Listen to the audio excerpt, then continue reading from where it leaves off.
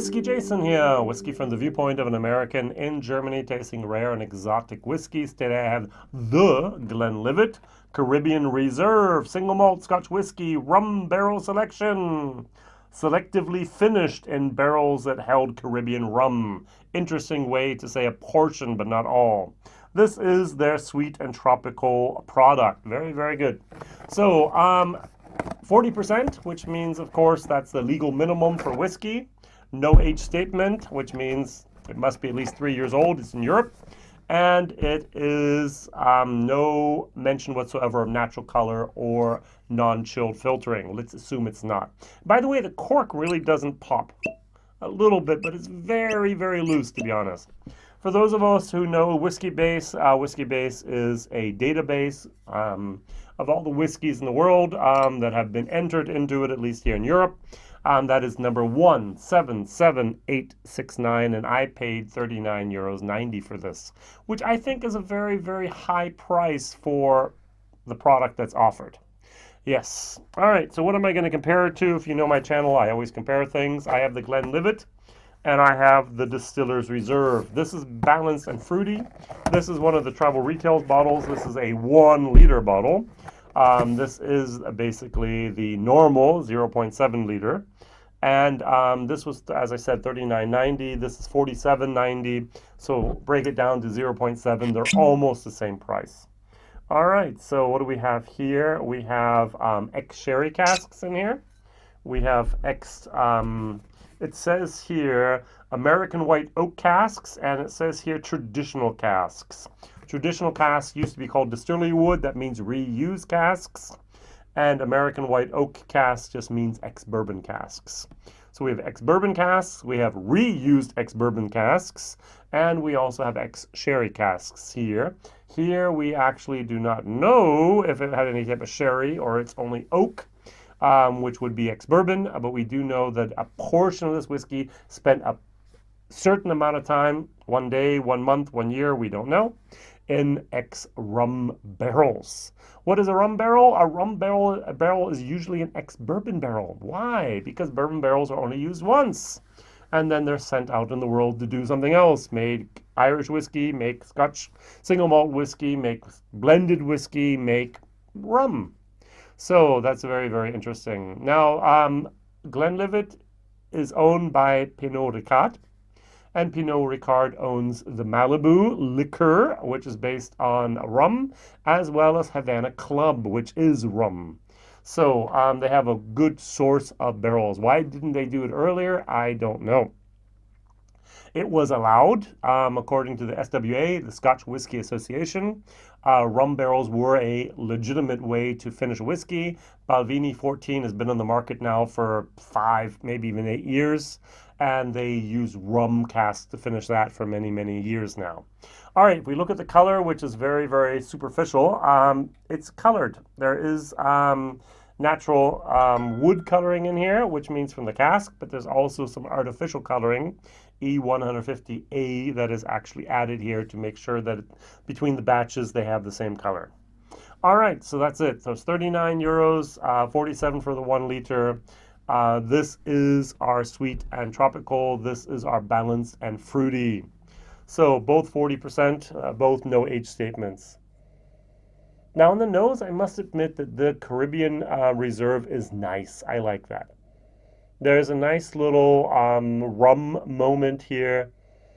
There's a tiny, tiny little bit of the pina colada moment is involved. There's a nice honey type of sweetness involved here. The rum cask seems to marry very well with the Speyside single malt whiskey from Glenlivet.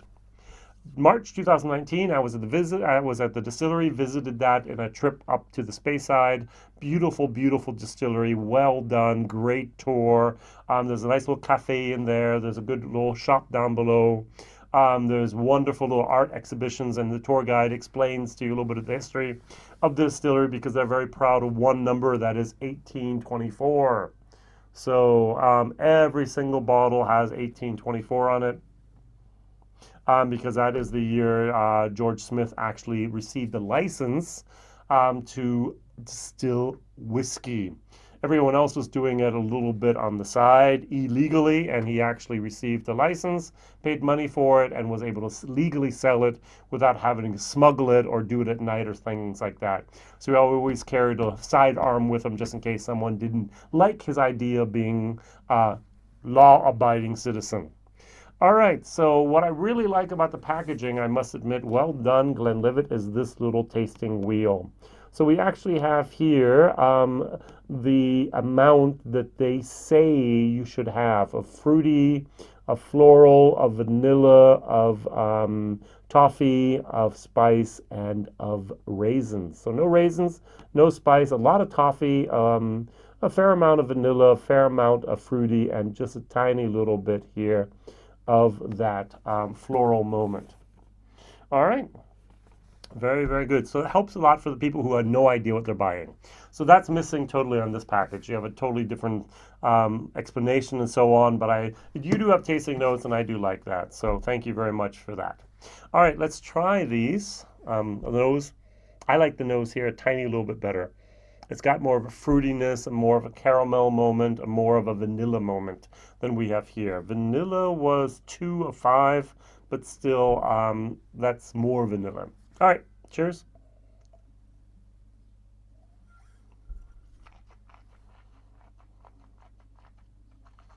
I'm not a big fan of the finish. There's a dusty is not wrong. It's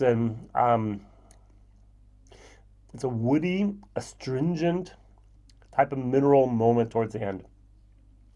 Sweet, honey, wonderful. Oh, what's going on here? And the finish really doesn't do it for me. It's a little almost dusty.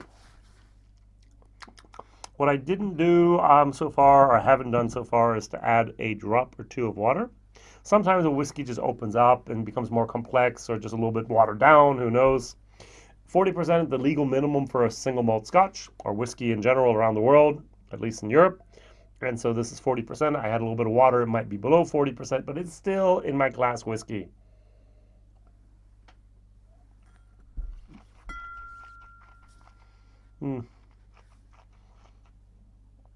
There's a sweet dryness to this. It says here on the tasting notes, I'm sorry for cheating. It says here on the nose, there's a sweet note of pear and red apple meet a fabulous tropical twist of ripe banana syrup. And I totally agree with a banana with the syrup over it. On the palate, we have rich caramel, toffee notes are followed by mandarin orange, vanilla, and honeydew melon, well balanced and exceptionally smooth. And the finish is citrusy and delicate. Maybe it's a citrusy acid moment that I really don't enjoy that much. I grade my whiskeys A, B, C, D, and F. I teach English as a foreign language over here in Europe, and therefore I think as a teacher, so I'm going to give this a C minus. It just doesn't pick me up where I'd like to be and take me to some place I want to go. It distracts from the whiskey with that finish, in my personal opinion. All right, going over to our Distillers Reserve. One of the entry-level bottles here for Glenlivet. 21 liters per year are made at Glenlivet at the moment. The only distillery with a higher output could be Glenfiddich if they're running 24/7 at 100%. They would actually do, I think, 22, 23 million, which is amazing. And of the Glenlivet, 40% of that goes to America. And a lot of it goes from the blends and so on. So it's a very, very powerful brand, Glenlivet, and well known.